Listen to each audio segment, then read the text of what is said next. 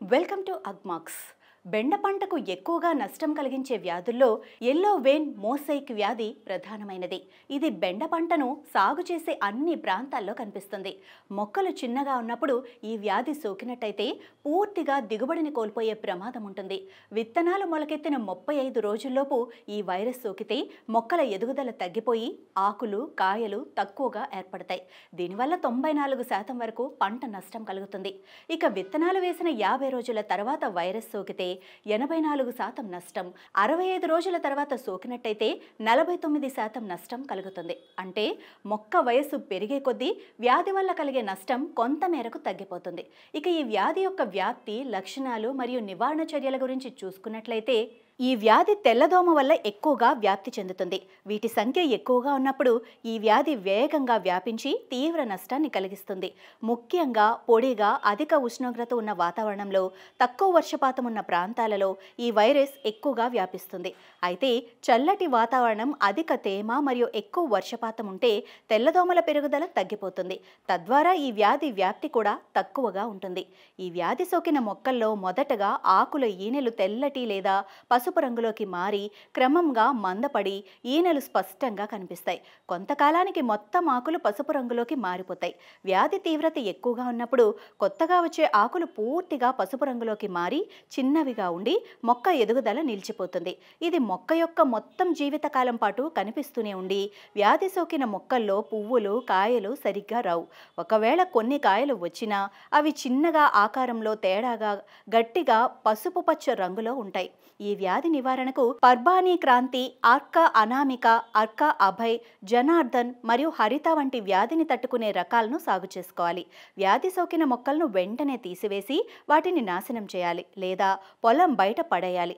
లేదంటే వ్యాధి మరింత వ్యాపించే అవకాశం ఉంటుంది. అలాగే మొక్కలు వైరస్ బారిన పడకుండా ఉండేందుకు అమోనియం, నైట్రోజన్ ఉన్న ఎరువులను అధికంగా వాడకూడదు. ఈ వైరస్ తెల్లదోమల వల్ల వ్యాప్తి చెందుతుంది కాబట్టి పొలంలో వీటిని అదుపులో ఉంచడం చాలా ముఖ్యం. దీనికి గడ్డి, కలుపు మొక్కలను ఎప్పటికప్పుడు తొలగించాలి. ఎందుకంటే ఇవి తెల్లదోమలకు ఆశ్రయంగా ఉంటాయి. వేసవి కాలంలో వీటి ప్రభావం ఎక్కువగా ఉంటుంది కాబట్టి వ్యాధికి ఎక్కువగా గురయ్యే బెండకాయ రకాలను వేసవిలో సాగు చేయకూడదు. తెల్లదోమలను తినే సహజ శత్రువులైన లేడీ బగ్స్ మరియు లేస్ వింగ్స్ లాంటి జీవులను పొలంలో ప్రవేశపెట్టడం మంచిది. అలాగే వీటి నియంత్రణ కోసం 1 లేదా 2 ml ఇమిడాక్లోప్రిడ్ లేదా 0.3 నుండి 0.5 గ్రాముల థయోమిథాక్సియంను లీటర్ నీటిలో కలిపి పిచికారీ చేసుకోవాలి. సేంద్రియ నియంత్రణకు 5 ml వేప నూనెను లీటర్ నీటికి కలిపి పిచికారీ చేసుకోవాలి. అంతేకాకుండా పొలం చుట్టూ బంతి, మొక్కజొన్న లేదా పొద్దుతిరుగుడు వంటి పంటలను నాటుకోవటం వల్ల అవి తెల్లదోమలను ఆకర్షించి వ్యాధి వ్యాప్తిని తగ్గిస్తాయి. 1 ఎకరా పొలంకు 6 నుండి 8 ఎల్లో స్టిక్కీ ట్రాప్లు ఏర్పాటు చేసుకోవటం వల్ల ఇవి తెల్లదోమలను ఆకర్షించి వాటిని నియంత్రిస్తాయి.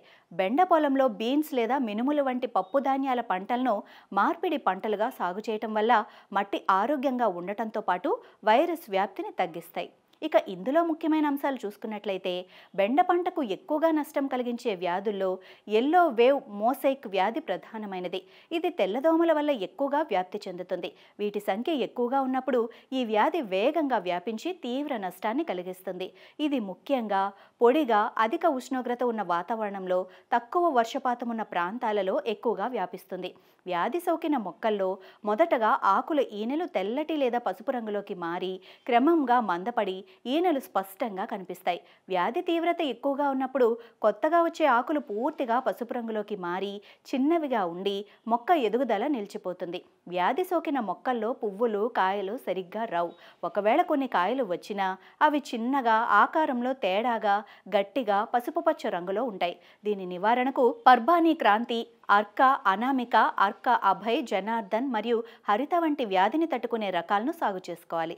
వ్యాధి సోకిన మొక్కలను వెంటనే తీసివేసి వాటిని నాశనం చేయాలి. లేదంటే వ్యాధి మరింత వ్యాపించే అవకాశం ఉంటుంది. ఈ వైరస్ తెల్లదోమల వల్ల వ్యాప్తి చెందుతుంది కాబట్టి పొలంలోని గడ్డి, కలుపు మొక్కలను ఎప్పటికప్పుడు తీసివేయాలి. లేదంటే ఇవి తెల్లదోమలకు ఆశ్రయంగా ఉంటాయి. తెల్లదోమలను తినే సహజ శత్రువులైన లేడీ బగ్స్ మరియు లేస్ వింగ్స్ లాంటి జీవులను పొలంలో ప్రవేశపెట్టాలి. వీటి నివారణకు 1 నుండి 2 ml ఇమిడాక్లోప్రిడ్ లేదా 0.3 నుండి 0.5 గ్రాముల థయోమిథాక్సియంను లీటర్ నీటిలో కలిపి పిచికారీ చేసుకోవాలి. 1 ఎకరా పొలానికి 6 నుండి 8 ఎల్లో స్టిక్కీ ట్రాపులు ఏర్పాటు చేసుకోవటం వల్ల ఇవి తెల్లదోమలను ఆకర్షించి వాటిని నియంత్రిస్తాయి.